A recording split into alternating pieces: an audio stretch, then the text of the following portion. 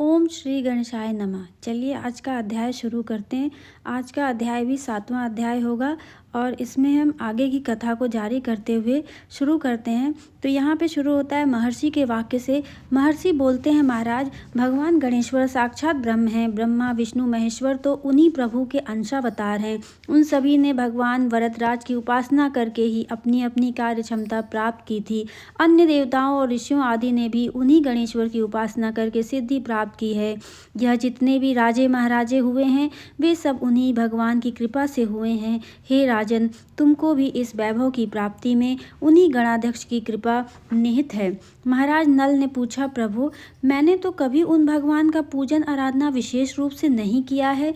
केवल विभिन्न संस्कारों और देव पूजनों में गणेश जी का जो आदि पूजन होता है वही किया है। गौतम ने कहा, राजन तुमने जो गणेश उपासना की है उसकी भी बात सुनो। पूर्व जन्म में तुम गौड़ देश के पिप्पल नगर के निवासी थे। तुम्हारा जन्म एक सामान्य क्षत्रिय परिवार में हुआ था। सर्वत्र तिरस्कृत रहने के कारण तुम बहुत दुखित थे। तभी महर्षि कौशिक से तुम्हारी भेंट हो गई। तुमने उनसे अपने दुख की बात कह के उसके निवारण का उपाय पूछा। महर्षि ने कृपा पूर्वक गणेश जी के एकाक्षरी मंत्र के प्रभाव से इस जन्म में तुम अत्यंत ऐश्वर्यवंत राजराजेश्वर हुए हो। राजा चित्रांगद का दृष्टांत वर्णन।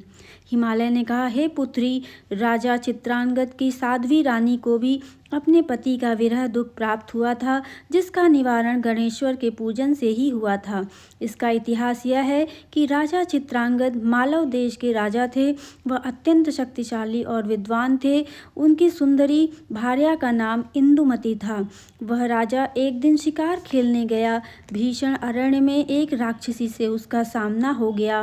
वह राक्षसी राजा पे आसक्त हो गई। उसने राजा से परिणय निवेदन किया, किंतु राजा ने उसकी बात नहीं मानी। इससे क्रुद्ध हुई राक्षसी राजा को खाने के लिए दौड़ी। यह देखकर राजा वहां से भागकर एक सरोवर में जा छिपा, किंतु वहीं कुछ नाग कन्याएं स्नानार्थ आईं और राजा को देखकर उस पर लुब्ध हो गईं और वे उसे बलपूर्वक अपने साथ पाताल लोक में लिवा ले गईं और उससे प्रणय निवेदन करने लगी। हे पार्वती, राजा ने उनका प्रस्ताव अस्वीकार कर दिया। इससे वे नाग कन्याएं भी रुष्ट हो गईं और उन्होंने राजा को बंधन में डाल दिया। उधर रानी इंदुमती पति के न लौटने से बड़ी चिंतित हुई। उसने राजा के वियोग में अच्छा भोजन एवं आभूषण आदि का भी त्याग कर दिया और दिन रात रोती रही। एक दिन भ्रमण करते हुए नारद जी वहां आ पहुंचे। उन्होंने रानी की अधिक व्याकुलता देखी तो दयापूर्वक बोले, महारानी, इस विपत्ति से छुटकारा पाने का उपाय तुम्हें बताता हूँ, तुम सुनो। भगवान विघ्न विनाशक समस्त संकटों को दूर करने में समर्थ हैं। तुम उनका पूजन करके 1 मास तक उनके एकाक्षरी मंत्र का जप करो। इस अनुष्ठान से तुम्हारी कामना अवश्य पूर्ण हो जाएगी। नारद जी अनुष्ठान विधि बताकर वहां से चले गए। रानी ने धैर्य धारण कर शुभ दिन में प्रातःकाल स्नान आदि से निवृत्त होकर श्री गणेश्वर की मृण्मय मूर्ति स्थापित कर विधिवत षोडशोपचार पूजन स्तवन नीराजन करके जप का आरंभ कर दिया और 1 मास तक 1 लाख जप का अनुष्ठान पूर्ण कर हवन, ब्राह्मण भोजन, दान पुण्य आदि का प्रतिमा का विसर्जन किया। हे उमे, रानी प्रसन्न चित्त से उन विघ्न विनाशन प्रभु का फिर भी स्मरण करती रही। तभी भगवान गणेश्वर ने बुद्धि देवी को नाग कन्याओं के प्रेरणार्थ प्रेषित किया, जिससे उन्होंने तुरंत ही राजा को कारागार से बाहर निकाला और उसे स्नान कराकर वस्त्र आभूषण पहनाए और सम्मानपूर्वक उसके राज्य में वापस भेज दिया।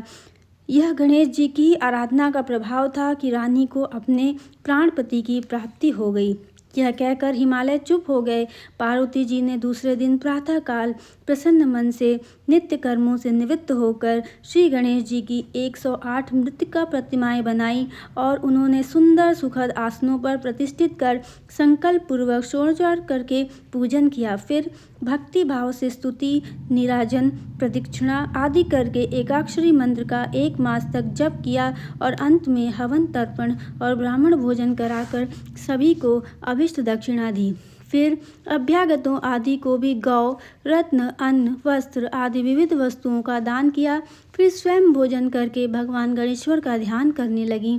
इसी के प्रभाव से उन्हें भगवान शंकर की प्राप्ति हो गई। 8वां अध्याय इंद्र के विमान का पतन। सूत जी बोले, हे शौनक। फिर चतुरानन ने व्यास जी के प्रति राजा सूरसेन का उपाख्यान कहा, जिसे महर्षि भृगु ने राजा सोमकांत को इस प्रकार बताया। हे राजन, मध्य देश में सहस्त्र नामक एक विख्यात नगर था, जिसमें रहकर राजा सूरसेन राज्य करता था। यह राजा अत्यंत पराक्रमी, शत्रुजेता और विद्वान था। एक दिन राजा अपनी राजसभा में श्रेष्ठ सिंहासन पर विराजमान था। तभी उसने कुछ दूर पर एक विमान गिरता देखा।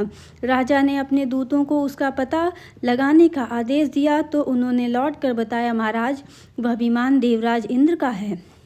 यह सुनकर राजा तुरंत वहां पहुंचा और उसने देवराज से विमान के गिरने का कारण पूछा।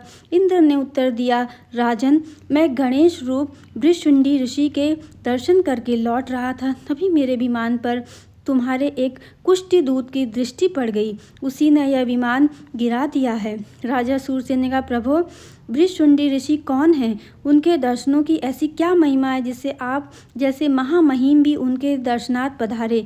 यह सब मुझे बताने की कृपा करें। इंद्र बोले, राजन, इस वर्णन का आरंभ एक इतिहास से करना होगा। दंडकारण्य में नाभा नामक एक अत्यंत क्रूर लुटेरा कोल रहता था। वह मनुष्य, देवता, ऋषि आदि कोई भी क्यों न हो, सभी को लूटता फिरता था। उस दस्यु ने एक बार महर्षि मुद्गल के आश्रम पर आक्रमण कर दिया, किंतु महर्षि के भय रहित एवं सौम्य स्वरूप को देखकर उसका हृदय धड़कने लगा और हाथ कांपने लगे। उसका मानसिक उद्वेग इतना बढ़ा कि शरीर से स्वेद की धारा बह उठी। निकट ही गणेश तीर्थ था। उसने सोचा कि शरीर में स्फूर्ति लाने के लिए पहले स्नान कर लूं, इसलिए उसने उस कुंड में गोता लगाया ही था कि उसकी वृत्ति बदल गई। अब उसने महर्षि मुद्गल के पास जाकर उनके चरण पकड़ लिए और अपने अपराध की क्षमा मांगने लगा। हे महाराज, ऋषि तो दयालु थे ही, उन्होंने उस दस्यु को क्षमा कर दिया।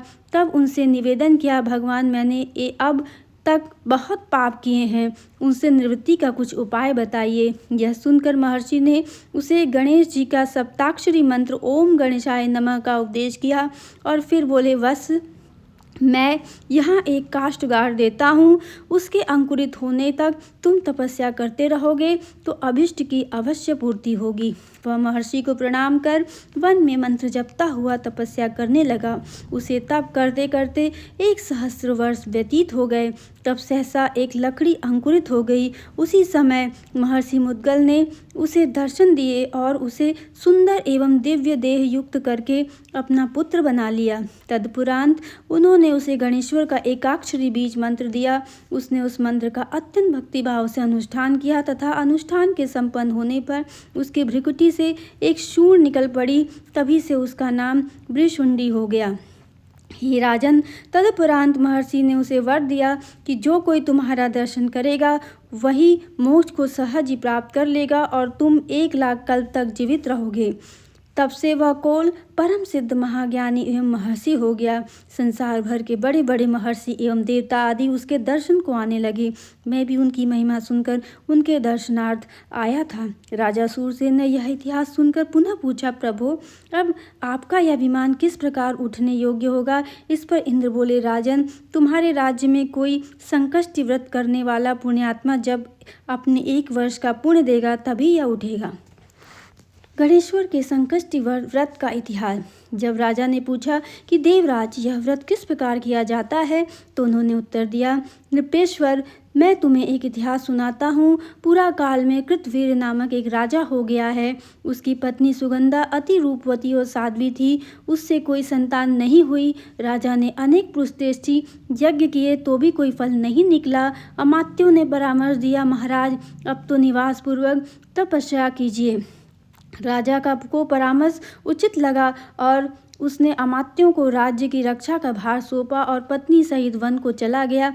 इस प्रकार दंपति घोर तपस्या करने लगे। एक दिन नारद जी पितृलोक गए थे तो वहां उनकी भेंट कृतवीर्य के पितरों से हुई। उनके कुशल क्षेम पूछने पर नारद जी ने कहा कि कृतवीर्य को जब तक स्वर्ग की प्राप्ति कराने वाले पुत्र की प्राप्ति न होगी तब तक वह पत्नी सहित कठिन तप करता रहेगा और यदि पुत्र की प्राप्ति न हुई तो इसी प्रकार अपने प्राण दे देगा। तदुपरांत देवर्षि यमलोक लोक में पहुँचे। वहाँ उन्होंने वृषिंडी ऋषि के माता पिता को अग्निमय कुंभिपाक में दग्ध होते हुए देखा। उनको बड़ी दया आई। उन्होंने वृषिंडी ऋषि के पास जाकर उनकी दशा का वर्णन करने के पश्चात कहा, मुनिवर, आपके माता पिता कुंभिपाक नरक में पड़े हुए घोर दुख भोग रहे हैं। उनके उद्धार का कुछ उपाय कीजिए। तब वृषिंडी ऋषि ने अपने संकष्टी व्रत का पुण्य सभी पितरों के लिए दिया, जिससे उनके माता पिता सहित अन्य सब पितर भी मुक्त हो गए। राजा ने पूछा, हे देवेंद्र, आपने वृषिंडी के पुत्रों के मुक्त होने का वृत्तांत तो कहा, किंतु कृतवीर्य के विषय में नहीं बताया कि उसके पितरों ने नारद जी को क्या उत्तर दिया, वह भी बताने की कृपा कीजिए। देवराज बोले, नरेंद्र, उसका भी उत्तर सुनो। उन राजा के पिता ने नारद जी से तो यह कहा कि उसका उपाय करेंगे, और फिर वह तुरंत ही ब्रह्मा जी के पास गया और उन्हें प्रणाम कर निवेदन किया, ब्रह्मान, मेरा पुत्र तो अत्यंत धार्मिक और ईश्वर भक्त है, उसको पुत्र की प्राप्ति क्यों नहीं हुई? यह सुनकर ब्रह्मा जी बोले, तुम्हारे पुत्र ने पूर्व जन्म में ब्रह्म हत्या की थी। वह नंदुर नामक नगर में निवास करता था। उसने धन के लोभ में 12 वेदज्ञ ब्राह्मणों को मार डाला और उनका धन लेकर अपने घर आ गया। उस दिन माघ कृष्णा चतुर्थी थी तथा जब वह घर आया था उस समय चंद्रोदय हो चुका था। उसने अपने समस्त परिवारजनों के साथ बैठकर अपने पुत्र गणेश को पुकारा। जब वह आ गया तब सभी ने भोजन किया।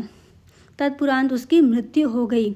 हे राजन, उस दिन वह दिन भर भूखा रहा और गणेश का उच्चारण कर भोजन किया। उसे संकष्टी चतुर्थी में दिन भर भूखे रहने से व्रत का और गणेश उच्चारण के नाम से स्मरण का पुण्य प्राप्त हो गया, जिसके फलस्वरूप तुम पुण्यवान नरेश के यहाँ उसका जन्म हुआ और तुम्हारे पश्चात उसे राजपद की प्राप्ति हो गई। तो आज हम यहीं पर अध्याय को समाप्त करते हैं और मैं आशा करती हूँ कि आपको यह अध्याय पसंद आया होगा। अगर आपको यह अध्याय पसंद आ रहा है तो हमारे चैनल को लाइक ज़रूर कीजिएगा, हमारे वीडियो को लाइक ज़रूर कीजिएगा, हमारे चैनल को सब्सक्राइब ज़रूर कीजिएगा और ऐसे ही आगे की कथा सुनने के लिए हमारे चैनल पे बने रहिएगा। और आगे की कथा हम अगले अध्याय में ज़रूर लेकर आएंगे और उसमें हम देखेंगे कि आगे क्या हुआ और किस तरह से राजा कृतवीर का कार्य संपन्न हुआ, किस तरह से सारी चीज़ें उनको मिली। ये सब हम अगले अध्याय में ज़रूर देखेंगे। तब तक के लिए मैं आप लोगों से यही कहूँगी कि आप ऐसे ही बने रहिए और अपना प्यार देते रहिए।